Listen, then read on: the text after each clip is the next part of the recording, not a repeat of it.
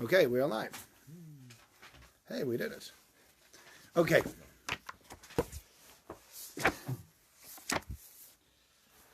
Be interesting to see if David Mintz comes tonight. What makes it interesting is because he's leading the council meeting, so it's always interesting to see when that happens. Multitasking.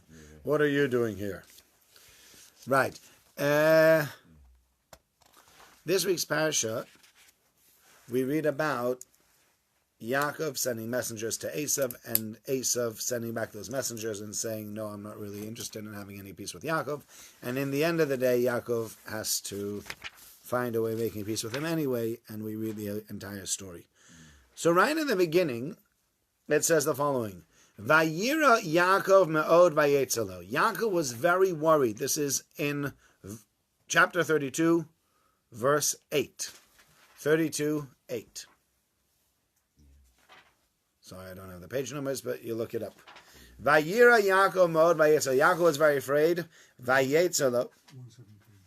172. Sorry, so in the article is 172.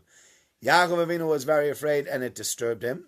Vayachatz, and he split us all the people with him. Vesatzon, the sheep, Vesabocher, and the cattle, Veagmalim, and the camels, Shnei Machanos, into two different camps. Vayomer, and he says, Im Yova Esav Machaneos Achas Veiko. If Esav comes to one of the camps, and he will kill them. Vayam Machane Yishol, if they does, and then the other one will remain. The other one will be the one to survive. That's the psukim that we have. Now, why was Yaakov worried? What was he worried about?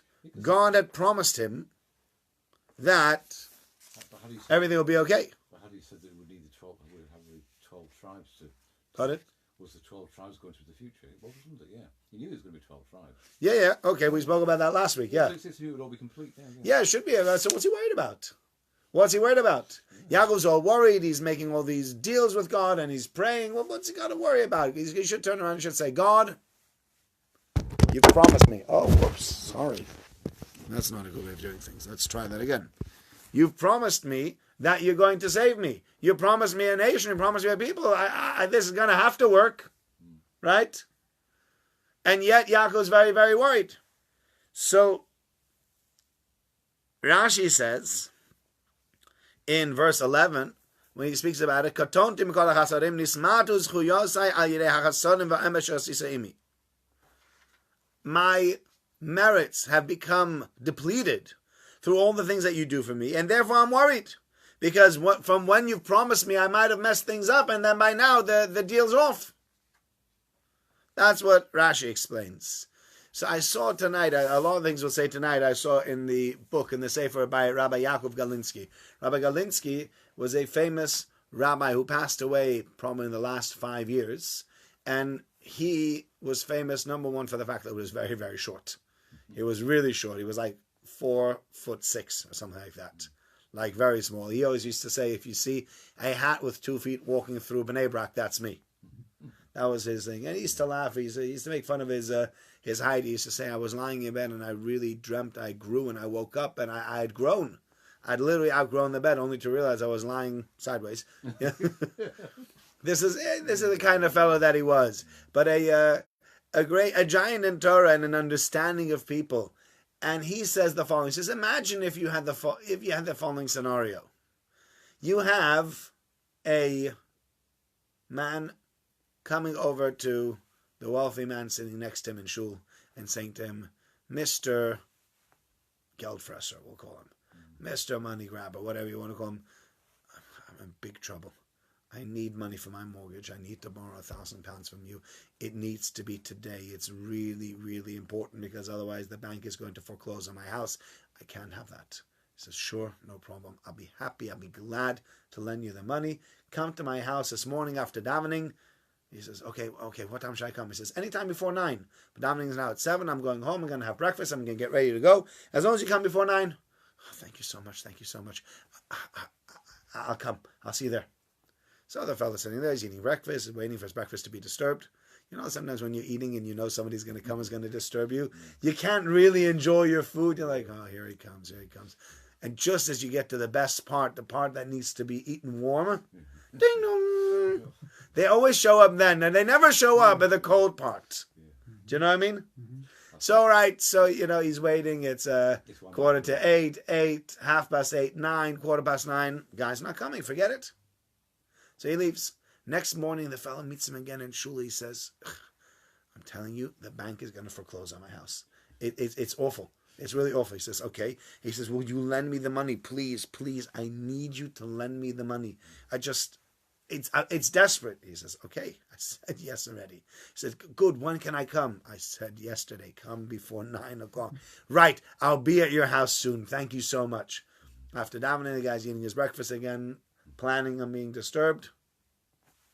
Nobody. Now on the third day he meets the guy, goes, save me. It's literally, my kids are going to be set in the cold. What are you doing? You have to lend me the money. He goes, leave me alone, you idiot. The last 2 days you came to me, told me it was desperate, it was the last day, etc., etc. Then what do? You don't show up. Right? You can't have it both ways. Can't play this game. Either you want and you show up. If you stick to the rules, that's fine. So God says, I promised you. Sure, I promised you. But did you stick to the rules? Did you come when you were supposed to? Did you do what you're supposed to do, or you didn't? Because if you show up and you did what you're supposed to do, great. So then I can say, I promised you the money, like the fellow you promised him the money. You came, you got what you did. You don't come. After a while, even though the guy promised you the money, it's irrelevant. I don't want to give you the money anymore. You're not keeping to the deal. You're just making him a sugar. So that's part number one. So that's why he's worried. But then he says, okay, but then you look at the end. You look at the ending of this entire story. Move on to verse 12. Hatzilenina, save me, miyad achi from my brother, miyad Esav from Esav. Ki yarei anochi also, I'm afraid of him. Pen yovavikani, lest he come and he will smite me, he will kill me. Ema bonim, children and their mothers. Ve'ata amarta, and you said, Heitiv eitiv imach, you said to me, you will do good for me. Ve'samte zarcha kechol hayom, and I will make your children like the sand near the sea, asher la yisaf merov, which cannot be counted because it was so numerous. So after this entire episode, after Yaakov Avinu says, I'm so worried, I don't know what's going to be, etc., etc., then he turns to God and says, by the way, and you promise you're going to do what you're supposed to do. He said, we just said that even though he's going to promise, not necessarily he's going to keep it, because you haven't done your part. So what's going on? To which Rabbi Galinsky says, I'll give you another mashal, I'll give you another parable.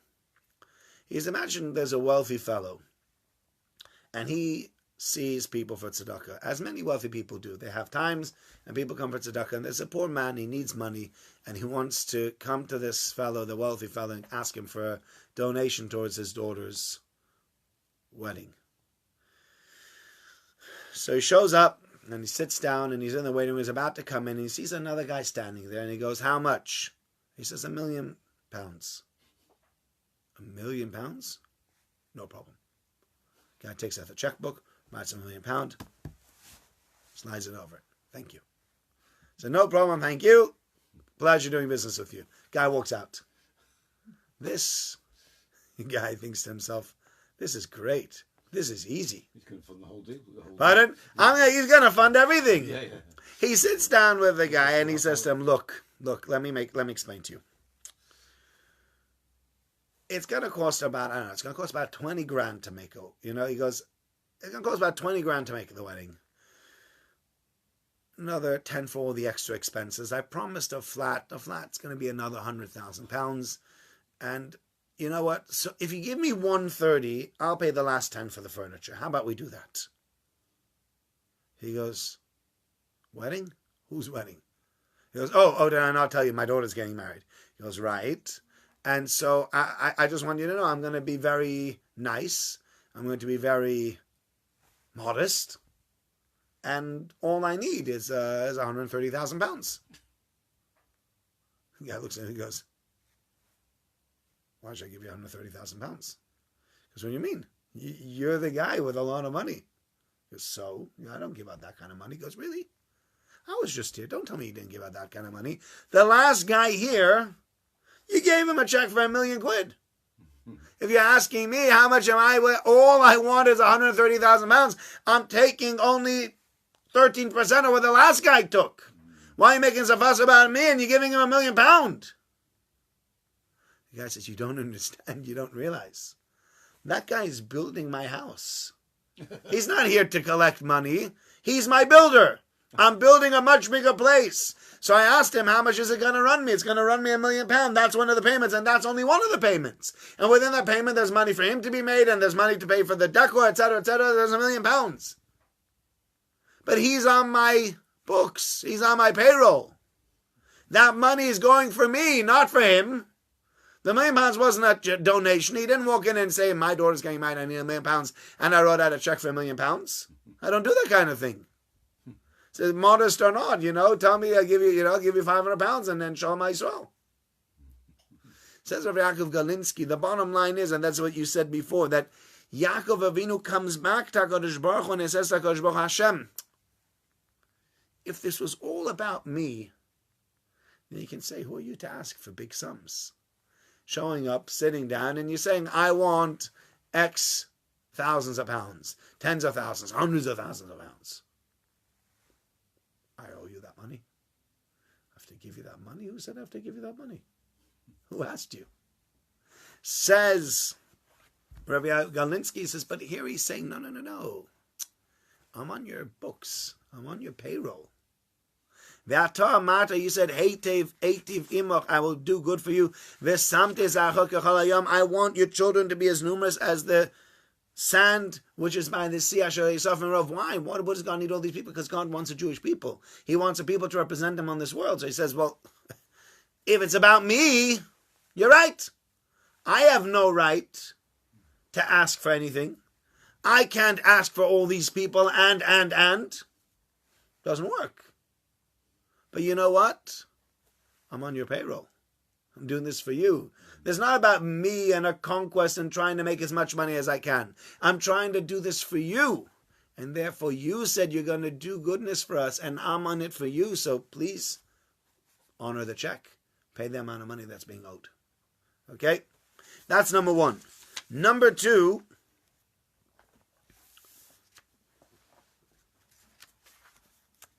he says the following. And there's a few explanations here. We're going to go through some of these explanations. We move on, and Yaakov Avinu decides he's going to send a present. He's going to send some, as we call it, we're going to schmear him. I'm going to send him some bribes. That's a good way of bribing someone. So he says, you know what he takes? Izim Osai Mus Yoshim Esrim. You have the goats, the male goats and the female goats, 200 female goats, 20 male goats, and cows and camels, etc. And each one has a certain amount. And then it says, Vayite, in verse 17 tells you, Vayite mi'an avodav, he gives it to his servants, Eda levado, one herd at a time. Vayom al avodav evru elfanai, he said to his servants, go ahead, go in front of me. Veremach tosimu, and make space bein edo vein eder. Make space between each one of these flocks. Why? So Rashi explains, make it look big. Eder lifnei chavero, melo ayin, kidei laspia eno shel rosho, u'lasaveo al ribui hadoron.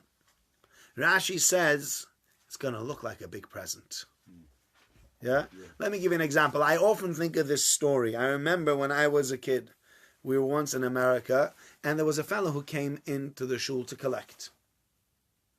And I don't remember what it was. I think my father at the time, again, I was young. I was probably 10 years old or something. And my father at the time pulled out, I think, a $20 bill to give it to the fellow. And the fellow pulled out this wad of bills. And he started giving my father change. And he walks away. And I looked at my father and I said, did you see that wad of bills? You don't have a wad of bills like that. Who's he to be coming to you to collect money? So my father said, I saw the wad of bills. Guess what? A whole bunch of ones. Yeah. Here we don't have $1 bill. We have $1 coins. Same colour, aren't they? Yeah. Pardon? They're all the same color, and I think they used to be the same size. Now, now it looks different. Everything's. I remember I hadn't been in America for a long time, and somebody gave me a dollar bill, and I looked at it. It was like red and green and orange, and different sizes and pictures. And so I remember the old dollars. Remember the old $1 bills, very simple greenbacks that we all remember. I know the Canadian ones are very colourful. Yeah, very colorful. And if I remember correctly, the Canadian ones are made of the non-rippable paper that we have it here now, the 5s and the 10s. Yeah. But pardon? Plastic notes. Yeah. Mm. But he pulled out this wad, and so I, being a little kid, look at this wad of money, and I say to my father, "Look at the wad of money that he has." My father looks at it and he goes, "That's not money. You call that money? It's a whole bunch of £1." So you know what? Let's say he had 50 bills.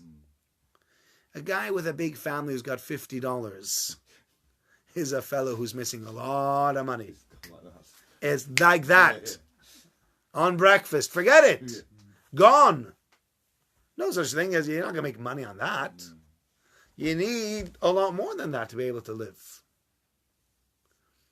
But sometimes you can make things look a big deal. How do you do it? You dress it up. You ever been to those shops? My wife sometimes goes there. Other people go there. You get like shops, I don't know. Take the example. I'm just choosing a certain shop, or there are a lot of shops like it. Whether you go to Innovate, or whether you go, I think it's called Chocolate World, or whether you go, all these things. Have you seen? You get these like big cellophane things with boxes and chocolates.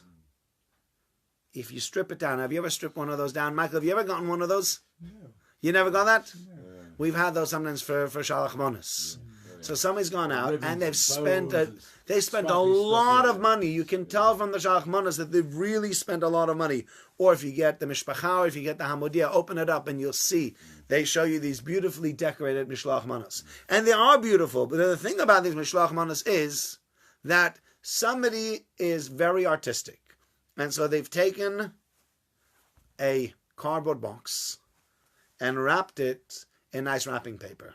And they've taken another smaller cardboard box and wrapped it in the same color wrapping paper, turned it slightly sideways, stuck it down, and take another one, turned it slightly sideways again. Then they've put like 3 or 4 pralines on each one of these levels, and a bottle of wine at the top, taken some cellophane, tied it together, voila! That's 35 pounds. What's in it? 12 pounds of food. And if I were to cut it up and to show you, it'd be like, there's like 6 chocolates and a bottle of wine. Why is that 35 pounds? The bottle of wine's 10 pounds, the 6 chocolates, another, say the expensive chocolates, another 3 pounds, that's 13 pounds. Box of cellophane, 15 pounds. Where do the 35 pounds come from? It's the work. It is a work of art. Don't get me wrong. They look beautiful, but there's nothing in it. And you can create that illusion. And in life, that's the first thing to realize. And that's what Esav's all about. Esav's about the here and now, and Esav falls for the illusion of what looks grandiose. As far as the eye can see. As far as the eye can see. Now, the honest truth is, if I'd been efficient about it, it'd be like this much. But because I spaced them out just the right way, you look out and you go, look how much that is. And there's more. And they just keep on coming. As far as the eye can see, as you said, they just keep on coming and coming. Yaakov could have given even more. Obviously, he could have given even more than that. He gave him a decent size. I mean, you read, there's still hundreds of animals here. Hundreds. But Esav was also a wealthy man. And Esav looks at this and he goes, wow, look at the amount of stuff he's given me. And just as far as the eye reaches, that's because you look at the size of the wad of bills instead of looking how many dollars there are in that wad of bills. Who cares how thick the wad is? Right? Like, I've had people bring me, ask me to take money from Vienna to Manchester. I was like, all right, fine. Didn't realize it was like 4,000 pounds in 20-pound notes. And it's annoying because 20-pound notes, it's just, you need 200 notes to send 4,000 pounds. And it's yay thick. And just think to yourself, I'm in Vienna anyway. They have something called a 500 euro bill. Yeah. All you have to give me is 9 of those, and they go in my pocket nicely, cleanly done. Instead, you get this massive envelope that bulges your pockets because it's 200 bills together. Yeah. And it's annoying. It's suspicious as well. It is suspicious. No, it wasn't suspicious. I mean, I knew the people I was sending to. It was somebody in Vienna sending it to a sibling that he has over here, pumping her with a bit of money, trying to help her out a little bit. Fine, great. I got no issue with the fact that he's sending the money. It's just, it's very annoying to be stuck with this huge wad of bills when in reality, what you could have done is you could have given me smaller bills and just they would have changed it here for the same price. Yeah. And I wouldn't have to schlep. So the next time when they called me, I said, either you send me with euros, I don't really want to take it because I don't really want... It's so suspicious walking around and it sticks out like a sore thumb. You could pat it down at the airport or whatever and they say, yeah, they're like, well, what's in here? What's this money for? Okay, well, look, £3,000 I'm allowed to bring in.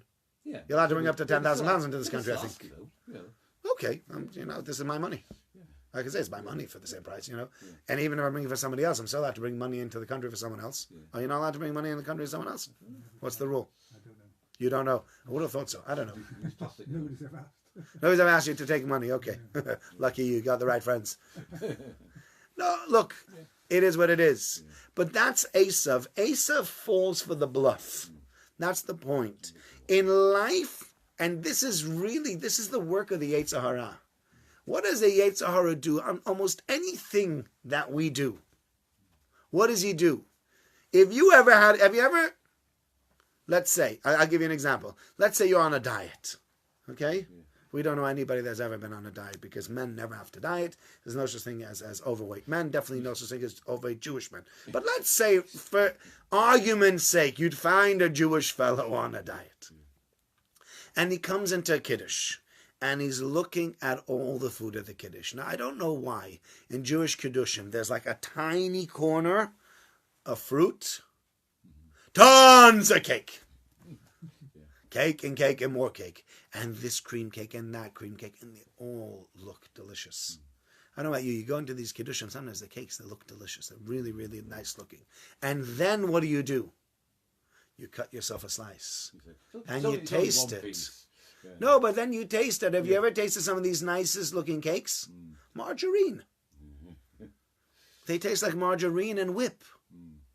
Yeah. Do you know what I mean? Oh, yes, yeah. They look fabulous. You don't have a sweet tooth? Okay, well, you're lucky on that. I'm savoury. Okay, but if you have a lot of herring, that's very oily as well. You could... Fish balls. Okay, that's different. But they've been fried also. Nothing's healthy. No such thing as a healthy Jewish Kiddush. But be that as it may, but I found many times you just think to yourself, oh, really fancy that cake. No, but I'm on diet. No, but I really fancy that cake. All right, just a small sliver. And you take a small sliver and you eat it. And you broke your diet and you have something else. But the truth is the first thing that you broke your diet on, if you think back about it, at the time when you ate it, you're like, was this worth it? I don't even know if this is worth it. Sometimes you eat something, you're like, oh, this is so good. It was just so worth breaking my diet for. But many times, most times, I would venture to say, almost every single time, you have the food item and then you say to yourself, it's not worth it. Big deal. If they're all but why? 200 calories, you go... Or as they said, if you saw Coca-Cola, if you watched a guy put a full-fat Coke in front of you and watched him spoon in the sugar before he gave it to you, 1, 2, 3, 4, 5, I think in one cup of Coke, they're like, it depends how big, we're talking about an American cup of Coke or English cup of Coke. But an American cup of Coke, a decent sized cup of Coke, you'd be looking at 8 or 9 teaspoons of sugar. 8 or 9 teaspoons of sugar. So if you sat there, if you were having a tea, I said, Michael, come, I'll give you a tea. 1, 2, 3, 4, 5, 6, 7, 8, 9. You know what you'd say? No, thank you. Thank you. But no, thank you. But you don't see that. You just see the Coke. You go, oh, that looks good. Because you've grown up, we've all grown up with Coke. And Coke, because it's so acidic, they actually need to put in all that sweetener to make it drinkable. I remember there was a time that I ate, when I was 17, I went on a diet. There he is. I've said it. I went on a diet. When I was 17, I went on a diet.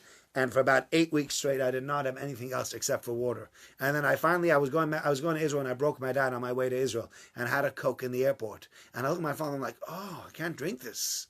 It's awful. How much sugar do they put in this Coke? He goes, just regular Coke. Like, it's awful. Because you wouldn't drink it, but you used it, so you drink it. But all these things, the power of the Yetzer Hara is what? Oh, it's perception. The perception. You think it's going to be delicious. You imagine it being delicious, and your mind plays these tricks on you from today till tomorrow.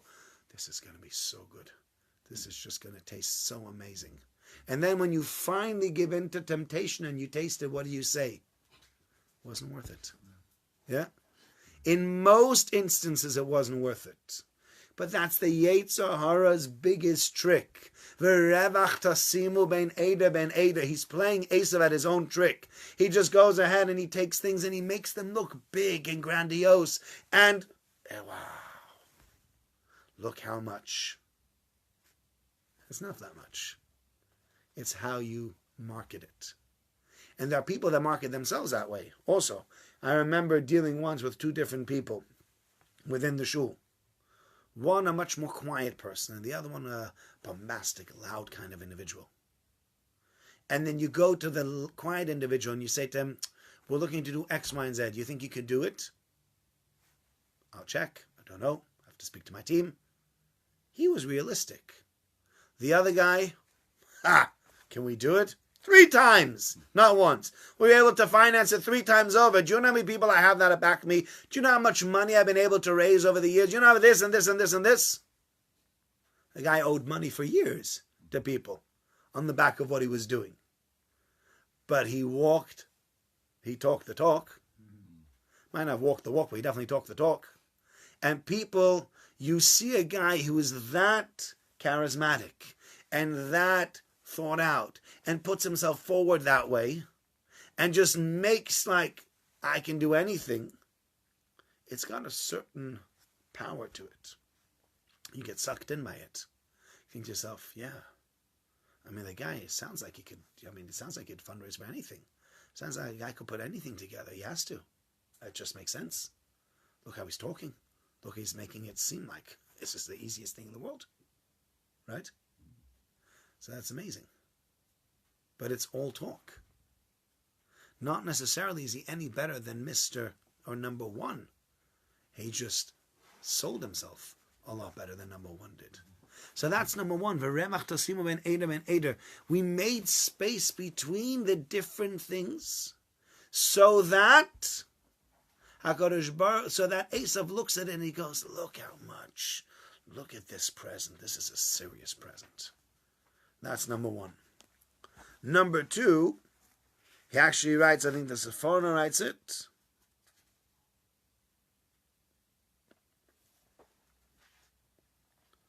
Was it the Sephorah or one of the other Mefarshim writes it? That it should be all nice and orderly. That's the other thing. When you see something and it's a mess, even if you could clean it up and make it look nice, it's a problem.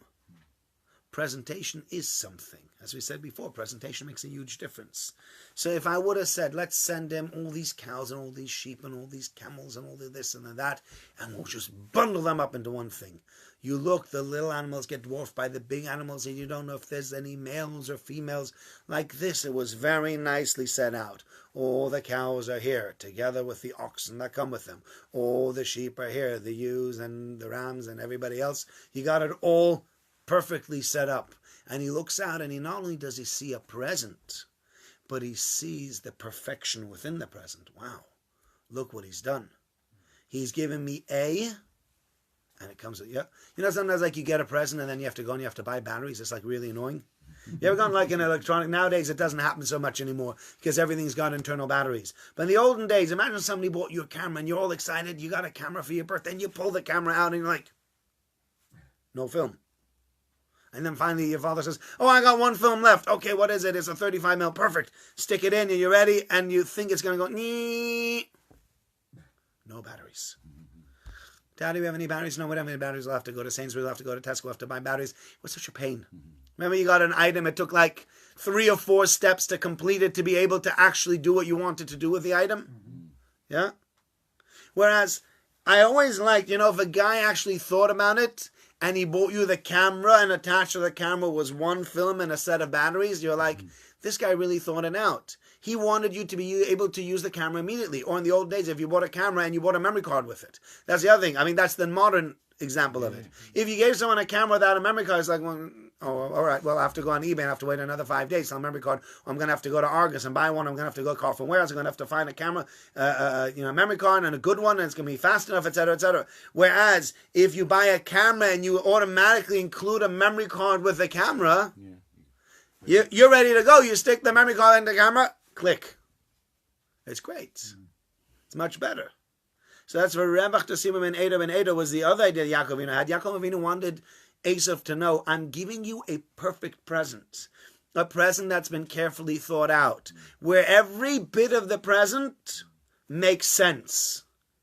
But you'll only see that it makes sense if I bag it correctly, if I do everything correctly, if I put it together correctly. If I don't put it together correctly, then everyone's going to be like, oh, it looks like a present. No, it's not just any present. It's a serious present. It's a great present. But you have to be able to see it all in its place. And the last idea, the Ramban says over here about this Revach Tosimim and Eda, Ramban says an interesting thing and an important thing. Ramban says, okay, we got 15% battery left, but I think we're going to make it through this. We should be able to make it through this. We have 10 minutes left. Hopefully we'll make it through. Yeah? Well, worst comes to worst, we'll have to shut down when it turns to 5. Ramban says an important thing. Nachmanides says, V'revach Tosimim and Eda, the Medrash actually says what it means is HaKadosh Baruch Hu was asked by Yaakov Avinu, HaKadosh Baruch Hu, if you're going to send tzaras to us as a Jewish people, don't hit us and hit us and hit us. V'revach Tosimu, make a space. Allow things to come slowly. Do you know like a 1-2? That's what they like to call a 1-2. There's a 1-2 combination in boxing. Yeah? You hit somebody, and as they're still reeling from the first one, you come and you hit him even harder with a second punch. And that second punch is what really hits you. Because the first punch could be could be a lighter punch. You hit the guy and goes, oh, and the other punch just knocks the guy for 6. Hi, Phil, come on in, sit down, make yourself comfortable. It's very nice and it's toasty. Lila Nishmas Allen, it's nice and warm. Right? So, he says, Kosh Baruch Hu has been asked, you should make space. Don't hit us with tzaras one after the other.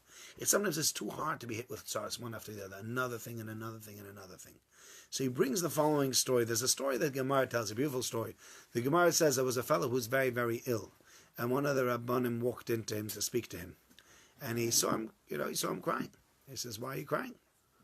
He says, if you're crying because you feel you're going to die. So if you're going to, if you're worried that you didn't learn enough Torah, you tried your hardest. You didn't leave behind money, God will take care of your kids. You're worried about your children, he says you've lost a child, etc. So you pulled out a bone. There was a bone, this is the 10th Dain, Asara Gar Medir, I think this is the bone of the 10th child. This fellow had lost 10 children, the person who had come to visit him. He says, so is it just about the fact that you're ill? If you want, I could try to heal you. He says, oh yeah, I'd like to be healed. So he heals him, and that's it. So again, Rav Yaakov Galinsky says there's a beautiful story. There's a very important lesson in this story. He said, if he had come to the fellow, he says, why didn't he just heal the guy? Why didn't he just walk in and he says, you're not feeling well. Boom, you're better now. Right? Just pray for the guy. You have to start telling him about his Torah, learning about his money, about his kids, about this. You drive him crazy, and after you drive him crazy, you're being like a whole Gemara cup. And if you're worried about this, then we'll do this. And if you're worried about this, then we'll do this. If you're worried about that, and by the way, did you want to get better? Yeah, okay, we'll make you better now. It's not draining a cup. What are you doing? Says Rabbi Galinsky, a beautiful idea. He says, what's happening over here is the following. If he had walked in originally and he had asked the fellow, do you want to get better? I have had it on more than one occasion where you have people that say, Rabbi, I'm at the end of the line. I'm not even hoping to get better. That's it. God will take me. I've lived a good life, etc., etc. They have no will to keep living. Have you ever seen people like that? Yeah? They just say, that's it, I'm done. Had good innings, was all right, I'm going. Almost like they're talking, they're going to a party or something. Yeah, I'm on my way, I'm going. Yeah. Where are you going? I'm going up there. Where? There, to go. I'm going to hang out with my family, whatever. They'll tell you they're in very, very, as people get older, very, very matter of fact about how they die. When you're younger, you don't like even talking about it. You don't even like thinking about it. They like talk to each other about do you want to die peacefully? I would like to die peacefully. I don't know. Maybe quickly. Not so quickly, maybe. The way they talk about death, like it's an occurrence, it's a happening. You're like, it's not a happening, please. Don't talk about it like that. So, if you had walked in and says, you want to be better? Do you know what? Torah, money, kids, I got so many tzars. Forget it. God, take me. So he walks in and says, you're worried about Torah? Don't worry about that. You're worried about this? Don't worry about this. You're worried about that? Don't worry about that. By the way, you're ill. Did you want to get better? He says, yeah, okay, let me try and help you with that. Do you know what the problem is often with tzaras? Even if we feel tzaras have come one after the other, we try to solve everything in one swoop. And if you're going to try to solve the entire problem in one big swoop, what's going to happen is you're going to fail. And you're going to look at all the tzaras that you have. I got financial problems, and I got problems at home with my wife, and I got problems with my kids, and I got problems with my boss, and I don't get on with my parents, and my neighbors are a pain in the neck. You go through all that, and you say to yourself, yeah, you know what? Life's just not worth living. Because you go through everything. The point is, if you're able to spread them apart a little bit, to not see all your tzaras as one, boom, package, a 1-2. Look at each thing separately. Yes, you're worried about how much Torah you've learned? We got an answer for that. You're worried about Parasha? We'll find a way around that. If you can look at every problem separately and find a solution, or maybe just find a way to cope with it. Small steps. Small steps. That's the answer. It's the small steps. And that's what Yaakov Avinu is saying to HaKadosh Baruch Hu. Hashem, if you're going to send the Jewish people tzaras, don't hit them and hit them and hit them and hit them and hit them. Because they won't know what happened to them.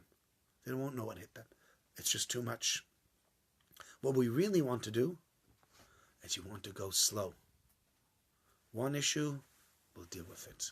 Another issue, we'll deal with it. A third issue, we can deal with it. And that's the truth. If you have a lot of issues in one go, are very hard to deal with. If you look at each issue separately, and you can separate each issue and look at each issue, I might have 10 issues in my life. But let's look at issue number 1 now. Just deal with one. Forget 2, 3, 4, 5, 6, 7, 8, 9, and 10. And sometimes one issue will solve 2 or 3 issues. It'll be easier. But take one problem. What's the most pressing problem now? This, let's deal with it. Another problem? Yeah, let's deal with it. And oftentimes when you deal with the problem slowly, suddenly you realize, hey, it's doable. We can pull ourselves out of this muck. We can. But if we convince ourselves from the word get-go, there's so many issues, I'll never solve this. Altogether looked at as a big problem, you'll never solve this. You really will be stuck. Little by little by little, small steps, you can solve it. And as you've seen, many people have been in big tzaras and have been able to come out of it. How? Not by doing everything at once, because that doesn't work. One thing at a time. Focused. And if you can focus your mind on one thing and do that thing and do it properly, then you can be successful. Then even if you have tzaras, you'll be able to make the most of it. You'll be able to make your way out of it. Hopefully we don't have tzaras, but if we do have tzaras, then that's the way to make our way out of it. Okay? Thank you very much. See you next week. Please share this with any friends or anyone that you'd like to share it with. Thank you.